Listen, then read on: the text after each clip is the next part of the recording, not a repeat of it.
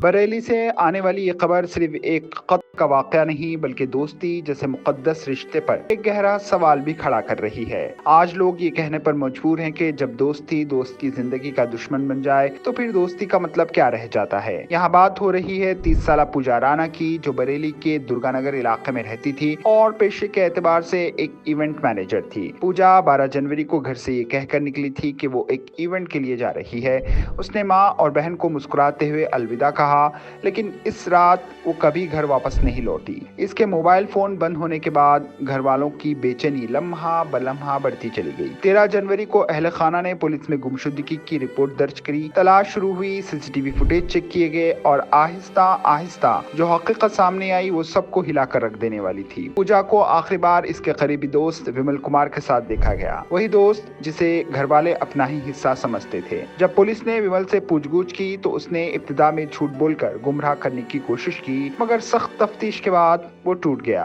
Police के मुताबिक विमल ने पहले पूजा को नशा अवर शय पिलाई, फिर मफलर से इसका गला घोंटकर कत्ल कर दिया। और यहाँ वो बात सच साबित होती नजर आती है कि कभी दोस्त एक दूसरे के लिए जान देने को तैयार रहते थे, मगर आज दोस्त ही दोस्त की जान का दुश्मन बन गया। सिर्फ यही नहीं, जुर्म छुपाने के लिए विमल ने लाश को KCMT कॉलेज के पीछे एक सुनसान खेत में दफन कर दिया। पुलिस ने इसकी निशानदेही पर खुदाई कराकर लाश बरामद की, जो खासी हद तक गल सड़ चुकी थी। लाश को पोस्टमार्टम के लिए जिले अस्पताल भेज दिया गया। घर का माहौल गम और यकीन न आने वाली कैफियत में डूबा हुआ है। वालिद प्रेम सिंह और भाई मनोज राणा का कहना है कि विमल का घर आना जाना आम था, इसीलिए किसी ने कभी इस पर शक तक नहीं किया। भाई का इल्जाम है कि कत्ल के पीछे पैसों और जेवरात की लालच थी, जबकि पुलिस मोहब्बत के ताल्लुक लव अफेयर के जाविये से भी इस मामले की गहरी जांच कर रही है। पूजा के साथ काम करने वाली लड़कियों का कहना है कि वो सिर्फ एक इवेंट मैनेजर नहीं थी बल्कि कई घरों का सहारा थी। इनके मुताबिक पूजा की बदौलत 50 से ज्यादा घरों का गुजर बसर चलता था। आज वो सब एक ही आवाज में कह रही हैं, हमें इंसाफ चाहिए। ये वाकया हमें सोचने पर मजबूर करता है कि जब दोस्ती पर से भरोसा उठ जाए तो इंसान आखिर किस पर यकीन करे। पुलिस का कहना है कि तफ्तीश जारी है और ये भी जांचा जा रहा है कि आया विमल ने ये जुर्म अकेले किया या इसमें कोई और भी शामिल है। आखिर में ये सिर्फ पूजा राणा के कत्ल का मामला नहीं बल्कि दोस्ती के कत्ल की भी एक दर्दनाक कहानी है। आप इस बारे में क्या सोचते हैं? क्या आज के दौर में दोस्ती का मतलब बदल गया? अपनी राय कमेंट्स में जरूर बताएं। ब्यूरो रिपोर्ट, मुंसिफ न्यूज। थाना बरादरी में दिनांक 12/1/2026 को एक 30 वर्षीय महिला की गुमशुदगी की रिपोर्ट उसके परिजनों द्वारा लिखवाई गई थी। महिला के मोबाइल की लोकेशन ट्रेस की गई तो वह दिल्ली की पाई गई और तत्काल 13 तारीख को पुलिस बल दिल्ली के लिए रवाना हो गया। वहां पर तलाश की गई। गहन तलाश के दौरान सीसीटीवी फुटेजेस भी देखे गए, जिनमें एक हुंडई i20 गाड़ी संदिग्ध प्रतीत हुई। इस गाड़ी के मालिक विमल कुमार, जो कि महिला का पूर्व परिचित था, उसको हिरासत में लेकर उससे गहन पूछताछ की गई तो उसने यह बताया कि महिला के साथ में पूर्व का उसके पैसों का लेन देन का विवाद था, जिसको लेकर उसने गला घोंटकर उस महिला की हत्या कर दी। इसमें विमल कुमार की निशानदेही पर ही महिला की जो बॉडी है वह रिकवर हुई है रिठौरा से, और उस महिला की स्कूटी भी रिकवर हुई है उसी की निशानदेही पर।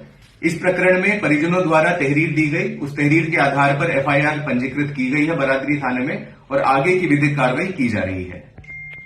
इवेंट का काम कह के घर से निकली थी 12 तारीख को। अच्छा। 2 बजे काम के लिए कह के घर से निकली। 4 लड़कियां उसकी उस दिन निर्वाणा में लगी थी, मुझे पता लगा था। उन लड़कियों से आप काम पे पहुंच जाना, मैं आ रही पीछे से। लड़कियां काम पे पहुंच गई, मेरी बहन नहीं पहुंची। अच्छा। मेरी बहन ने किसी को कॉल किया या किसी ने उसको फोन किया, कोई कार विमल नाम का लड़का है कार से आया था उसको लेने। तो बिशपुरी रोड पे मायागिरी से मेरी बहन ने अपनी एक्टिवा लगाई, वहाँ से वो उस कार में बैठी विमल के साथ। विमल ने पता नहीं बहला फुसला के मेरी बहन को ले गया और 12 तारीख से उसका कोई पता नहीं। हमने गुमशुदगी की रिपोर्ट 13 तारीख को लिखा दी, 24 घंटे में उसका कोई पता नहीं चल पाया था। फिर क्या हुआ कि हमें सूचना मिली कि अब छानबीन करनी पड़ेगी, कि बहन नहीं मिली है। सब जगह हमने ढूंढा, कहीं नहीं मिली शहर में। फिर हमने 24 घंटे बाद गुमशुदगी लिखवा दी बारादरी थाने में। बारादरी थाने में हमारी गुमशुदगी दाखिल कर ली गई और हमें उसमें भी कोई सफलता नहीं मिली पुलिस से। मेरी बहन को 12 दिन हो गए लापता हुए, तो उसको मैंने ही ढूंढा है। जो भी कैमरे चेक किए सारे मैंने किए। एसपी ट्रैफिक के यहाँ से परमिशन लेके खुद जाता था मैं 6-6 घंटे कैमरे देखने। पुलिस से मुझे कोई सहायता नहीं मिली। मेरी बहन को मारने वाला विमल है, जिसने उसको KCMT के पीछे जंगल में ले जाके मार के अपने अन्य दोस्तों के साथ में दफनाया। मुझे पुलिस ने अभी तक यही नहीं बताया कि मेरी बहन के कारण क्या था उसे मारने का। मेरी बहन को मुझे पुलिस से अभी तक कोई अपडेट नहीं मिला है। आपको कुछ पता नहीं लगा कि आखिर वजह क्या थी? यही तो पूछ रहा हूँ मैं, वजह मेरे को आज तक पुलिस से बताने लगी है। अच्छा, गड्ढे में गाड़ दी थी लोगों ने? गाड़ दी, कल जाके निकाल के लाए उसको रात को 2 बजे। रात 2 बजे किस हालत में थी? कपड़े उपड़े थे शरीर पे? कपड़े उपड़े सब थे, पर बॉडी फूल चुकी थी, चेहरा भी हल्का था, पहचानने में भी मिट्टी स्वेलिंग आ गई थी, मिट्टी थी। तो विमल को क्या आप लोग पहले से जानते थे, कभी घर पे? नहीं, हम कोई क्या लग रहा है इसमें कई लोग हो सकते हैं? क्या इसमें कोई पूरा गिरोह है। मजीद खबरों के लिए हमारे चैनल मुंसिफ न्यूज 24x7 को देखते रहिए। अगर वीडियो अच्छी लगी तो लाइक करें, शेयर करें और चैनल को सब्सक्राइब करें।